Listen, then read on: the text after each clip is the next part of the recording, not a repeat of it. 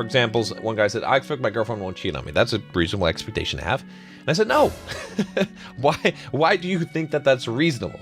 Because again, the thing that causes you anxiety in life and fear and stress is the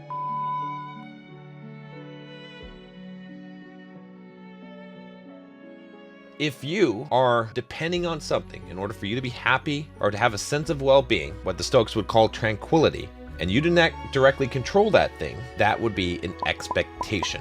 And so when you think about this, what is in your direct control? There's not much that's in your direct control. What's in your direct control is your thoughts and your actions. That's it. Your interpretation of events, how you feel about things, and then what actions that you take, that's in your direct control. Everything else is not in your direct control. Some of you guys that I coach, right? You have this problem with women. You're like, oh, if she texts me, then I'm happy. If she doesn't text me back, then I'm sad, right? Instead, if you're focusing on your own life and you're focusing on the things that make you happy and you don't need that external validation, then it doesn't matter. If she texts you, great. If she doesn't text you, that's great. That's fine. It doesn't matter, okay? A lot of the problem that you're probably facing is that you're putting expectations on your life. You're not letting things just flow. A lot of times we have expectations in life, right? So maybe we have expectations on people. We expect someone's going to treat us a certain way, or they're going to like us, or we expect that things are going to go well, or that we should get a raise, or that this YouTube video should do well. But if we drop all those expectations, then whatever happens, anything that happens good, it's automatically good because we didn't have an expectation. This is very much Stoic, Marcus Aurelius meditations type of a viewpoint. It's having negative expectations, expecting that things are going to be bad. Again, it's not being pessimistic. It's just being realistic, saying that I don't feel like I should have something. I don't feel like there's an injustice if the world is unfair, because that is the world and that is how things are going to be, and I can't control those factors. Right, but all expectations are ridiculous. Now, some of the things might at a surface level seem reasonable, right? For example, one guy said, I expect my girlfriend won't cheat on me. That's a reasonable expectation to have. And I said, no. Why do you think that that's reasonable? He's like, well, how can I not have that expectation? That's what I would have in a relationship. I would want her to not cheat on me. That's like an expectation I have. Well, but here's the thing. Are you able to control her? Like, in order to have that expectation, you'd have to put her on 24-hour watch and watch her like a hawk and make sure that it doesn't happen. All right? That's unreasonable because you're not in control of her. Like, anything can happen. She's going to do what she wants to do. She's a complete different person. So one way to get rid of expectations is to say, well, what are all the possible outcomes here? So again, the guy that's like, well, I should have an expectation that my girlfriend doesn't cheat on me. I'm like, okay, fine. It's a reasonable thing to want, but not to expect. Let's look at the outcomes. So what happens if she doesn't? What happens if she does? So let's say that she does, okay? So if that possibility happens, right? Maybe it's a 1 in 1,000 chance. It's a 1 in 5 chance, I don't know. You might think it's 1 in 1,000, maybe you're 1 in 2, all right? But regardless, so what are you gonna do when that happens? If that happens, are you gonna get upset? Are you gonna cry? Will it be the end of the world? Are you gonna hang yourself? You could say, well, okay, then I will end things and I'll move on and I'll move out and I'll do something. Okay, fine, good.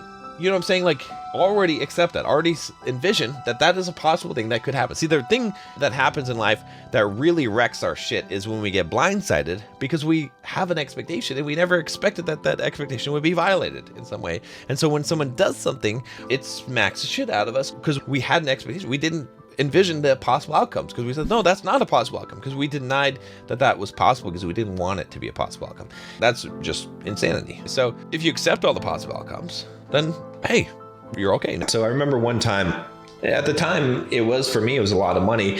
My accountant screwed up and I knew that I was going to owe some back taxes or something like that because he screwed up. And so I had this letter in my hand and I didn't open the letter. Okay. Instead, I held the letter in my hand and I looked at the letter, and in my mind, I imagined opening the letter and I imagined reading the letter and that it said $20,000 is what I owed.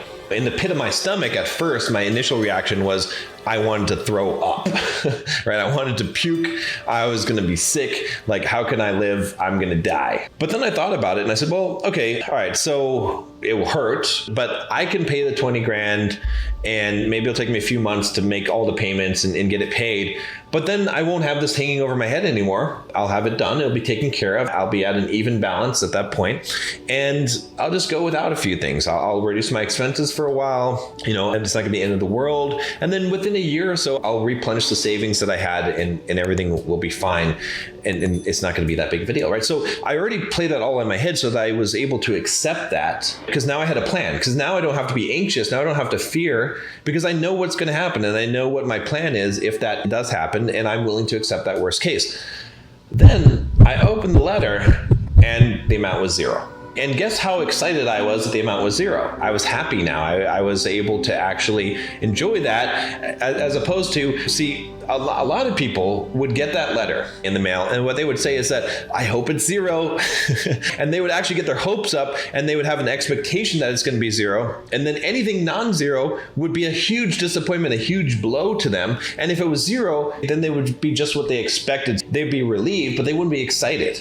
Okay, I was excited when it was zero because I had already accepted that it was going to be $20,000, and I had already accepted that worst case scenario and planned for it. So it's a real powerful strategy you can use to deal with things in life, especially the unknown. Because again, the thing that causes you anxiety in life and fear and stress is the unknown. If you know what's going to happen, you might not want it, but it's not going to cause you that fear. It's like, think about like walking into a dark, scary room, right? Why is that scary? Why is a haunted house? Why is a creepy place scary? It's because it's dark and you don't know what's going to happen. Maybe Jack the Ripper is going to jump out, or you're going to get attacked, or whatever, or a ghost is going to come out. Like, you don't know, right? So that's what's scary. But if you turn on the light and you could see everything, you wouldn't be scared. Or if I was like, you know what, what's going to happen is some guy's going to jump out here. Let's say you're going through a haunted house, and like, okay, a guy's going to jump out with a fake chainsaw when you take 2 steps in there.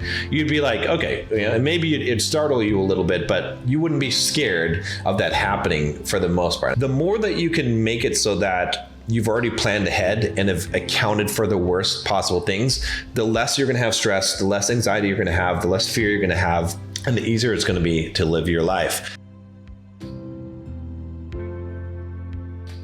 This Stoic practice of imagining the worst. I think a lot of people get this confused with being negative, right? There are some people that are negative that imagine the worst that's going to happen, and they dread it, and they act like things are worse than they are, and that everything is going to go wrong and everything is going to be bad, a negative Nancy. But that's not what I'm suggesting, and that's not what the Stoic principle is. Instead, this idea of imagining the worst is basically about acceptance. It's being extremely positive, because you're basically going through the worst thing possible in your head and accepting it so that you can have a very positive outlook in life, right? If you have things hanging over you that you're not sure about, and you're not sure what you'll do about it, and it's stressing you out, you're going to have a negative outlook, because it's going to feel like there's doom and gloom ahead of your trail in life. But if you've already accepted it and you said, well, yeah, it sucks, but I can get through it, now you can have a positive outlook in life because you don't have that hanging over you. And so it will actually make you more positive by imagining the worst.